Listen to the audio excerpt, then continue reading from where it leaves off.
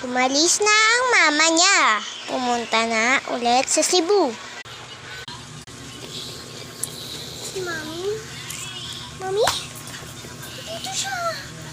Mami? Titingnan ko sa kabinet. Nandito yung damit niya. Ba't wala? Mami! Gising, wala na si Mami. Umalis na. Iniwan si Mami dito ang pera kanina. 20,000. Ayan o. Sila kaya yun uuwi? Oo nga po ate. Oh, maligo ka na doon. Papasok pa tayo. Gusto mo na, maligo ka na doon. Ay, naku. Sayang. Ilagay na. Ano po ate? Ay, tara na.